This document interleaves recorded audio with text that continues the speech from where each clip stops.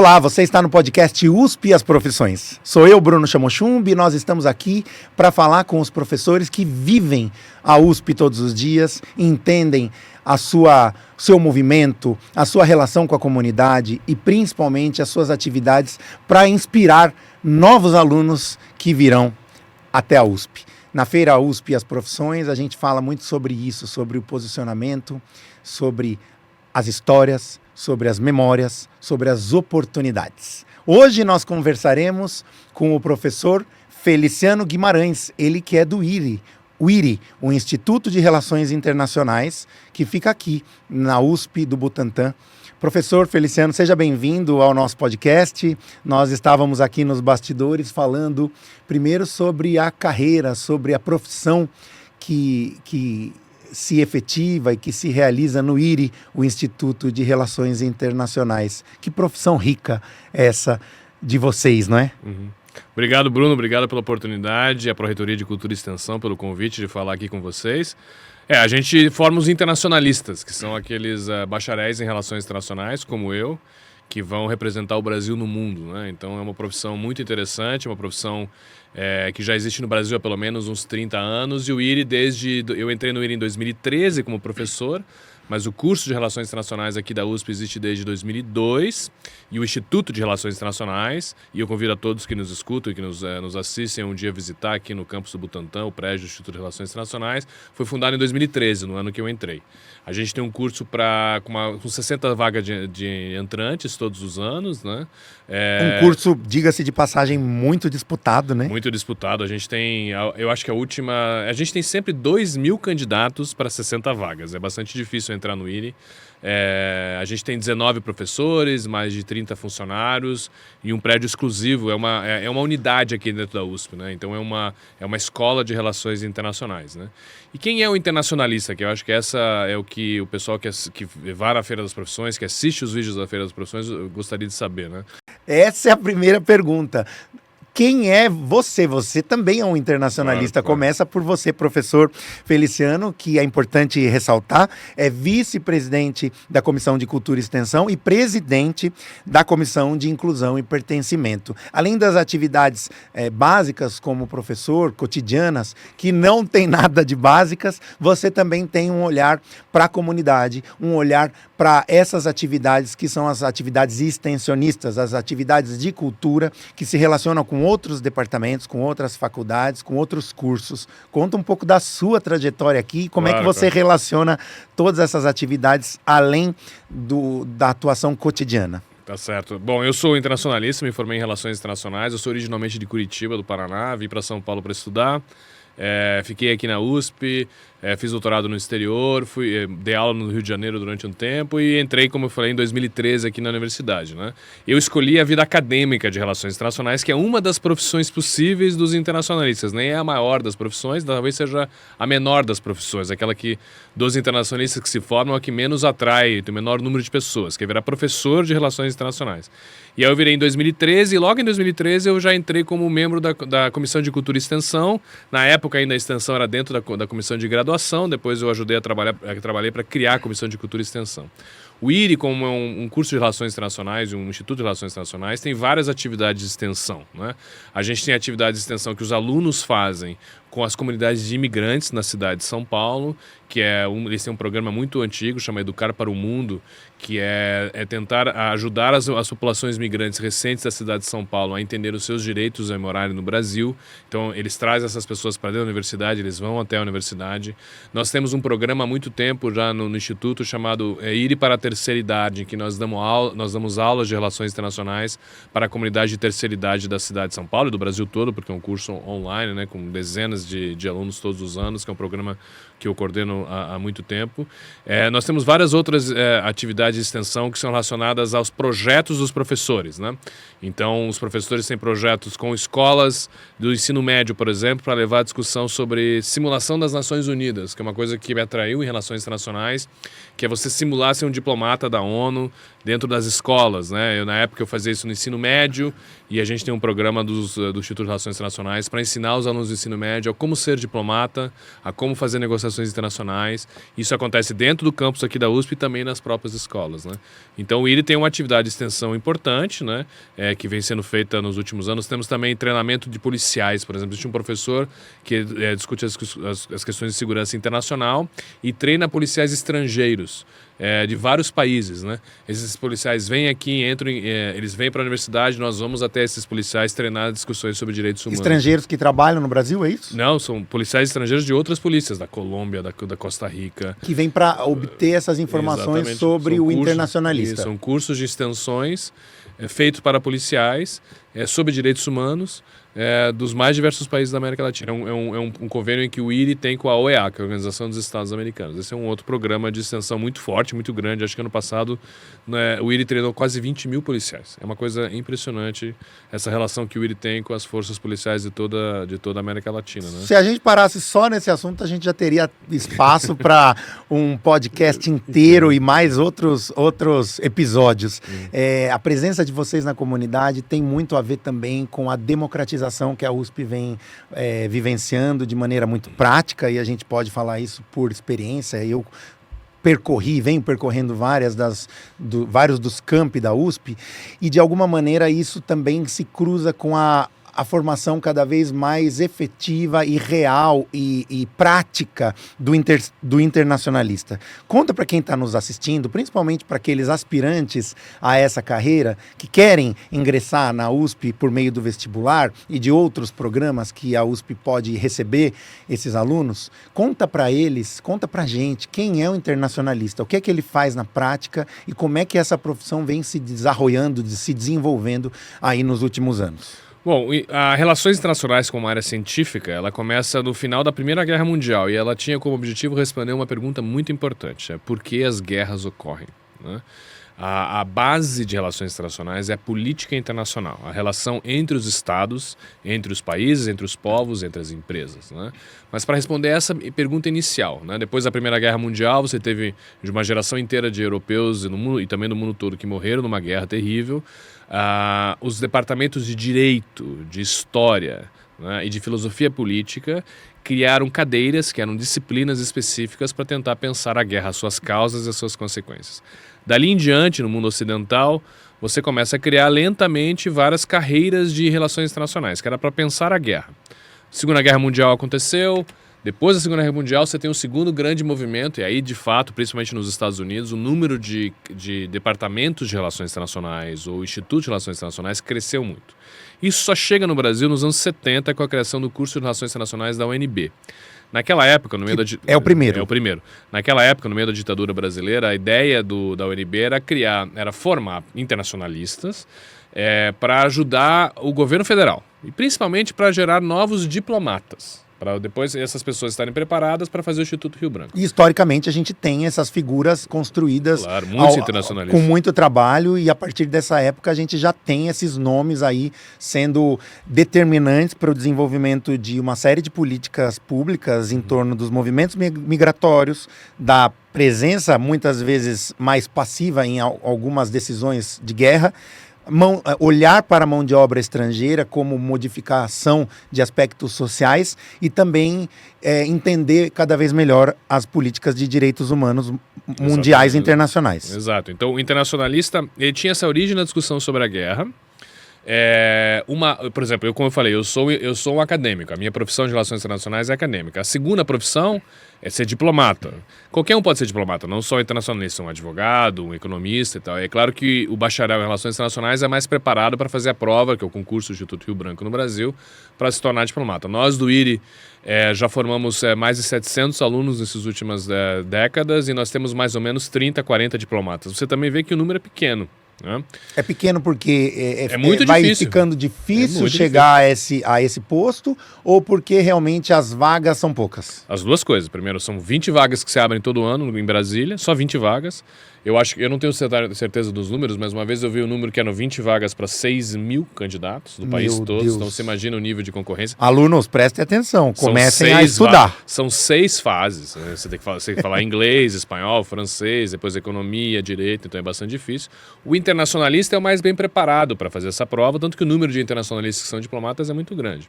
Outro dia eu estava no Itamaraty para um evento, e aí eu estou andando num corredor lá, assim, eu escuto, professor! Eram 2 alunos da USP, ex-alunos meus que são diplomatas hoje. Eu tenho alunos nossos que já são embaixadores, né? Mas essa eu falei, então, o internacionalista tem pelo menos essas 2 profissões que eu já falei, que é o acadêmico e o diplomata. Mas são 9 profissões de relações internacionais. Nós fizemos um estudo com o nosso egresso, que é o nosso aluno formado, e a área que mais contrata internacionalista é a área de corporações, as grandes corporações, as grandes empresas. Mas, você estuda, para você fazer relações internacionais, você tem que gostar de política.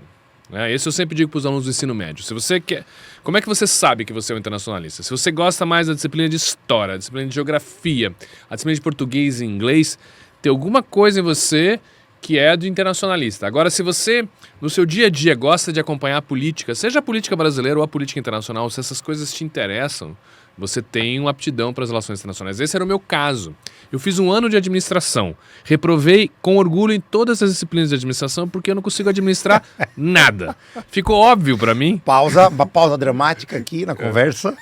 Não era para falar Você quer uma musiquinha triste? Não, tá bom. Pede agora ou nunca mais, hein? Foi um mal que veio para o bem, porque eu reprovei em todas as disciplinas. Eu saí do curso de administração, fui vender CD. Não sei se você sabe o que é CD. Os não sei mais, esqueci. Eu fui mandado embora porque eu não vendia nenhum CD. A única coisa que eu fazia era escutar os CDs. Aí eu vi que eu tava perdido na vida. Aí um amigo meu falou assim, lá em Curitiba, falou, tem um curso aí, você não gosta de política, Feliciano? Eu falei, eu gosto. Chama Relações Internacionais, eu acho que é isso. Aí eu fiz o curso de Relações Internacionais. Gostou? Gostei, fiz curso de Ciências Sociais também. Tá. Fiz as 2 graduações, uma é muito próxima da outra.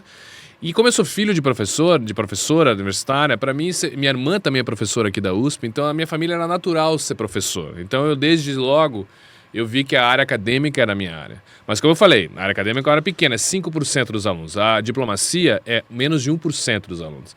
Um funil mesmo, é um né? funil. E isso é importante para que as lideranças sejam, sobretudo, treinadas, porque existe um processo na política natural, inclusive as políticas internacionais, de lideranças ocupadas de forma natural, independente da formação de seus líderes. E muitas vezes isso é questionado, eu não estou falando aqui de política, mas estou falando de formação.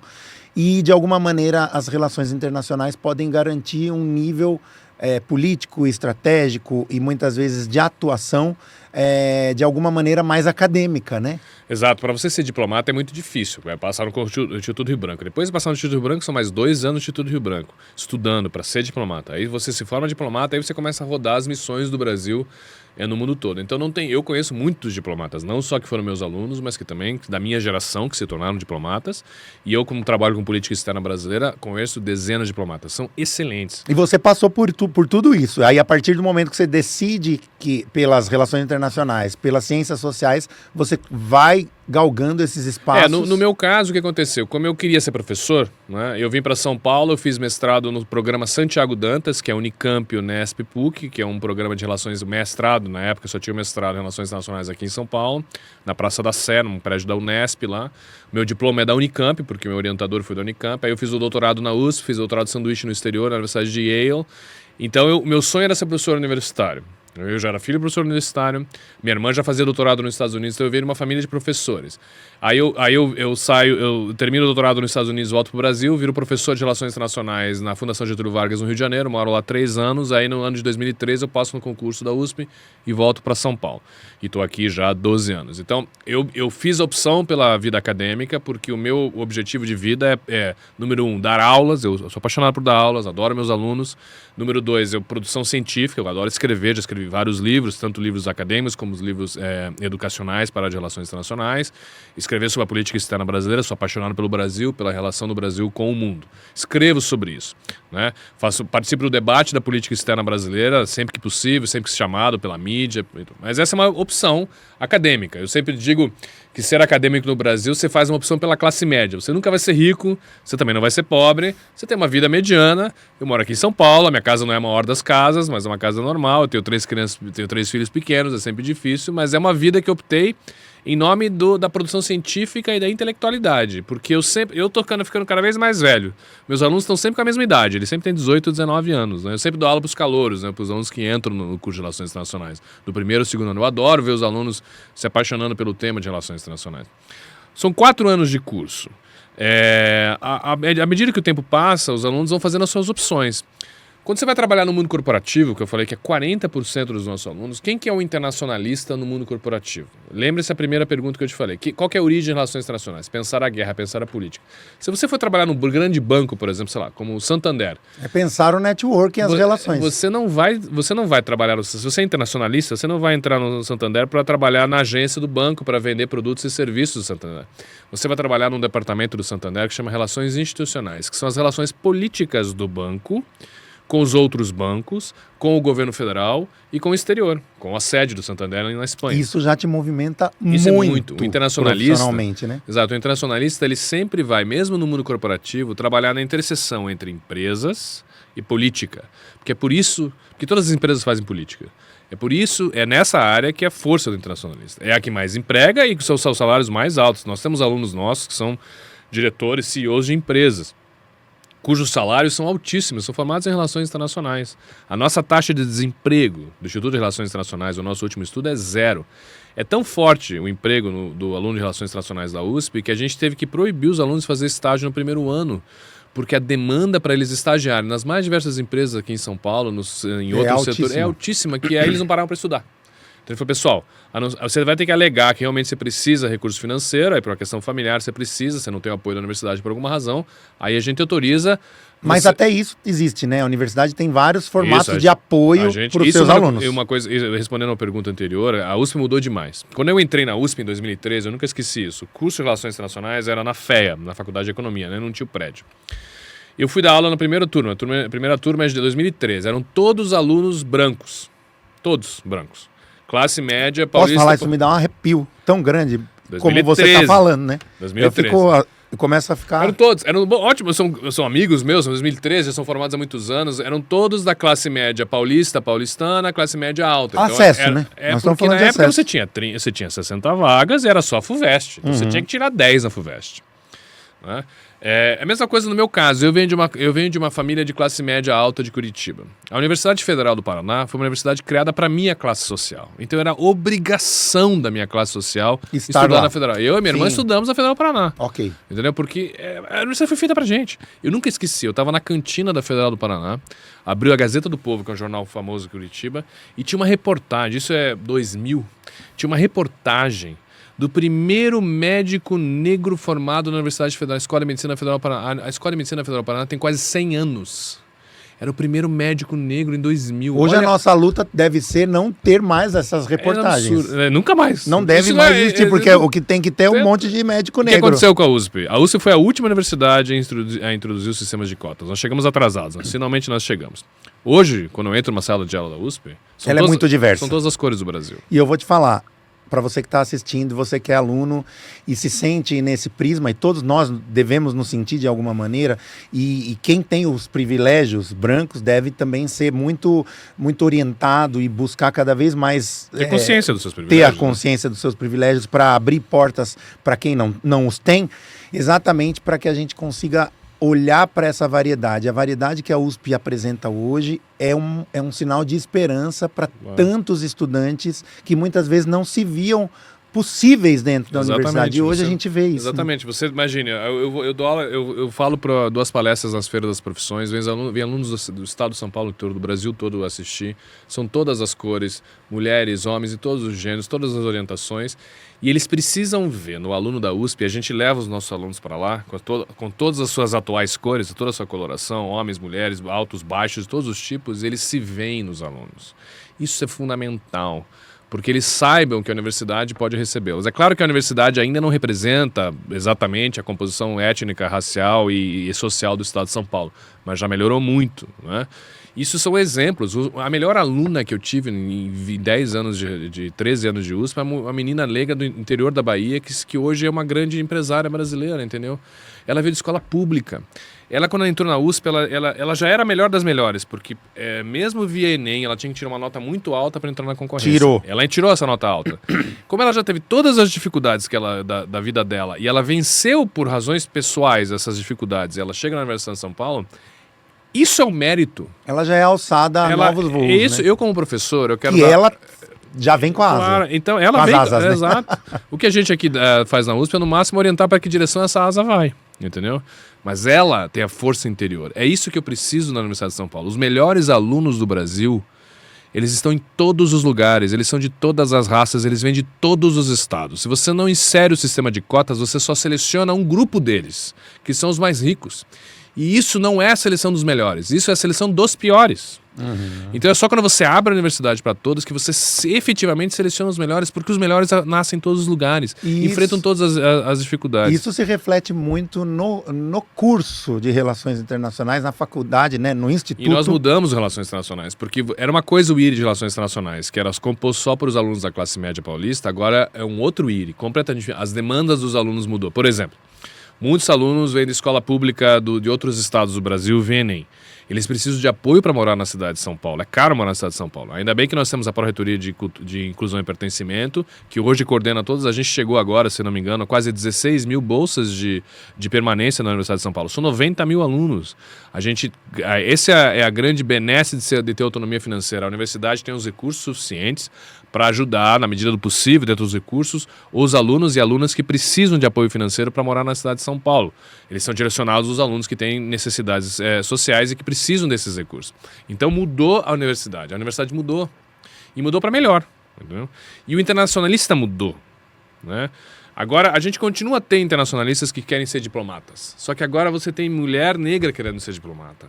Só 14% dos diplomatas brasileiros são mulheres. Você acredita que essa aspiração e essa inspiração vem muito de uma percepção política e de um entendimento dessa variedade, dessa disponibilidade para esse sonho acontecer?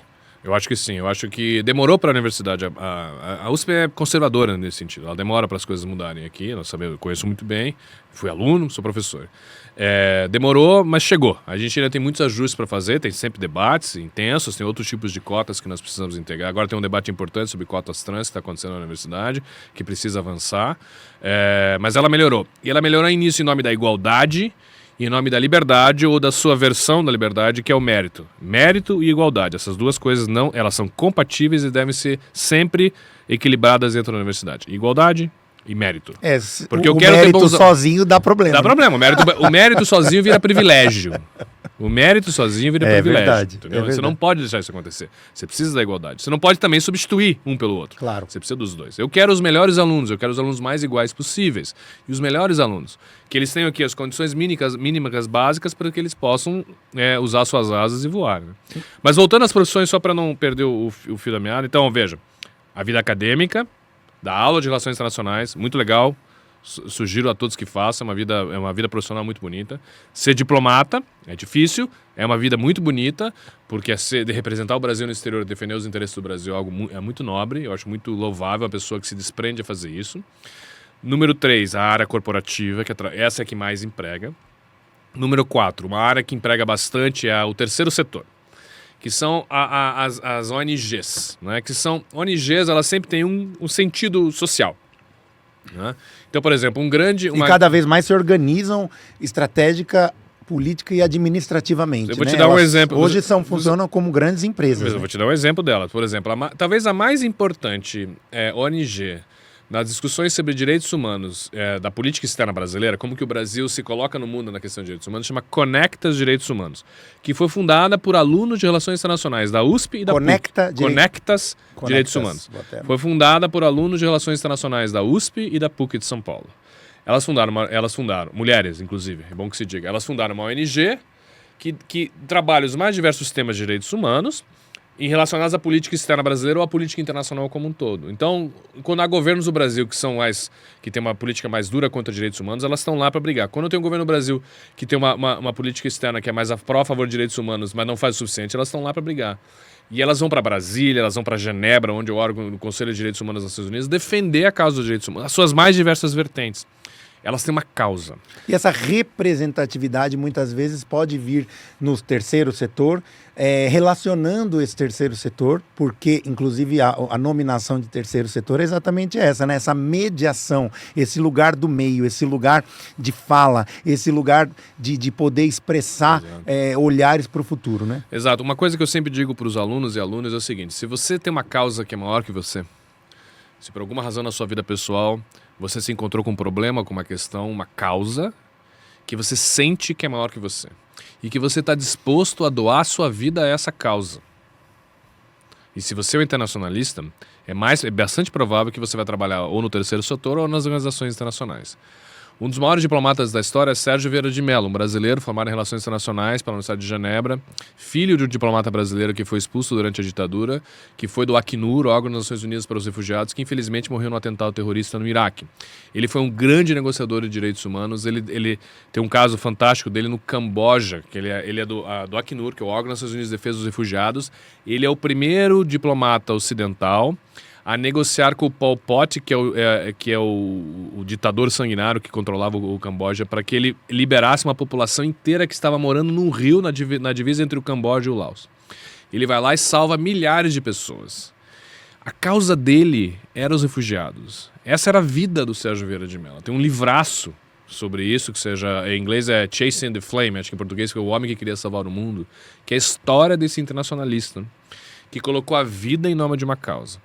Muitas pessoas acontecem na vida. E no curso de Relações Internacionais eu encontrei vários alunos e alunas ao longo do tempo. Você percebe aquele fio fio dourado do aluno conectado com algo maior, né? Ele é envolvido ou com o centro acadêmico, ou a gente tem vários grupos lá de alunos de debates políticos. Ele sempre está lutando por uma causa. Ele é politicamente motivado, ele é socialmente motivado, entendeu? Essa é uma outra área fantástica de trabalhar. Ou as organizações internacionais, que é o caso desse do Sérgio Vieira de Mello. Ele era funcionário da ONU, do Acnur, que é o órgão das Nações Unidas para os Refugiados. É difícil também entrar na ONU, é tão difícil como fazer o Rio Branco, por exemplo. Porque são vários órgãos da ONU, você pode trabalhar na Unesco, na Unicef, enfim, no Acnur. São vários órgãos. Tem sedes aqui em Brasília, tem sede em Nova York, em Genebra, em vários países. A gente tem alunos nossos em várias organizações, do Médicos Sem Fronteiras e assim sucessivamente. Essa é uma outra área interessante de trabalhar. Por fim, outras áreas que são interessantes de trabalhar é consultoria, política internacional. Então, várias empresas multinacionais vêm para o Brasil. Várias empresas brasileiras vão para o mundo. Eles precisam de assessoria e consultoria política. E existe a maior consultoria de relações internacionais do Brasil, se chama Prospectiva. Ela foi fundada por um ex-professor do IRI, pelo Ricardo Senes, um colega nosso. E hoje talvez seja a maior consultoria política do Brasil. Começou com uma consultoria política de relações internacionais, aqui em São Paulo, tem sede em Brasília, tem escritório em Miami, em Bogotá, em Buenos Aires, no Paraguai. Eles têm uma rede enorme de consultoria. Eles são o quê? As empresas contratam essa empresa para ela fazer análise de risco político, análise política sobre determinada questão. Outro dia eu fui numa grande empresa estrangeira, americana, consultoria, chama Eurásia. Eu estava lá, conversando com o diretor, ele falou assim: Feliciano, você é um cara famoso aqui. Eu falei: eu? Famoso aqui? Ele falou: é. Vamos lá, assim. Aí a gente desceu, assim, na baia, onde tinha todos os funcionários, assim, da Eurásia. Ele deu um grito lá. Não, Feliciano chegou! A gente entrou, um moleque falou assim: professor, começou a pular pro aluno meu. Eu fui tirar uma foto com 10 alunos meus. O orgulho do professor é você entrar numa super consultoria. E ser reconhecido. E meus alunos estão lá, provavelmente ganhando mais do que eu e você. Entendeu? Super salário, se fazendo consultoria, formado em relações internacionais da USP. Então esse é um outro setor, entendeu? Então, para dizer que o internacionalista ele tem essas várias profissões que ele pode exercer, sempre com a política em torno. Esse é o nosso coração, o interesse pelas relações do Brasil com o mundo e do mundo com o Brasil. Então, para os alunos que estão nos escutando aí no ensino médio... Atenção, alunos! Se você gosta da disciplina de história, da disciplina olha de lá, geografia... olha lá! Da disciplina de história, de geografia, de português, de inglês... Faça relações internacionais. Das áreas de ciências sociais aplicadas, é a profissão. É claro que eu tenho um viés aqui, é a profissão mais linda de fazer, porque é fantástico ter essa. Mas esse aqui é seu peixe. É hora de você olhar para a câmera e dizer: venham. Faça relações internacionais. E veja, existem 110 cursos de relações internacionais no Brasil. É claro que eu quero que os melhores alunos e o maior número possível de alunos estudem na Universidade de São Paulo. Não tem vaga para todo mundo. Aqui na cidade de São Paulo tem ainda, das públicas, tem a USP, tem a Unifesp, tem a UFABC, tem as privadas, a PUC, a FGV, a SPM. Se você você, ainda que você não consiga passar na USP, ou passar na Unifesp, ou passar na UFBC, ou passar na Federal de Uberlândia, ou na Federal do Rio de Janeiro, tem as faculdades privadas. São 110 cursos. Quando você for buscar esses cursos, veja o perfil dos cursos, porque já são 30, 40 anos de relações internacionais no Brasil, portanto, os cursos têm perfis diferentes. Você vai fazer um tipo de relações internacionais se você estudar na SPM. Você vai fazer outro se você estudar na USP. Você vai fazer outro se você estudar na PUC. Então dê uma olhada, veja quem são os professores, converse com seus colegas para esses outros cursos para saber se você é um cara mais ligado à parte empresarial, talvez estudar na SPM ou na FGV seja melhor que estudar na USP. Se você quer estudar mais terceiro setor, talvez seja melhor estudar na USP. Então tem essas variações que é importante que você... O importante é você fazer relações internacionais, né? Conhecer o internacionalista e todas as atividades que ele desenvolve e ver pela sua fala que cada um desses profissionais que se formam tem um viés muito responsável, uma presença muito efetiva na sociedade e principalmente essa eloquência que a gente vê em você e que é muito comum praticamente em todos os alunos, exatamente porque é uma profissão. Eu mesmo estava te contando que já vi alguns diplomatas, alguns ministros, alguns embaixadores, né, falando, e é impressionante quando você percebe que essa elocução, que essa força de transmissão da mensagem é muito grande e é esse o motivo, um dos motivos principais dessa carreira, né? Isso. Obrigado. Chegamos ao fim, que eu tenho que ir embora. Eu tenho que ir embora, gente. Eu tenho mais 2 gravações com você agora. Não vai gravar uma vez só, não. Olha, eu quero agradecer ao professor Feliciano Guimarães, ele que é presidente da Comissão de Cultura e Extensão, e é vice-presidente da Comissão de Cultura e Extensão e presidente da Comissão de Inclusão e Pertencimento do IRI, o Instituto de Relações Internacionais. Foi ótima a conversa, muito obrigado. Bruno, obrigado pela oportunidade, um prazer. E você que está conosco, continue conosco. Este é o podcast USP e as Profissões. Eu sou Bruno Chamochumbi e espero você na próxima entrevista. Até já, obrigado.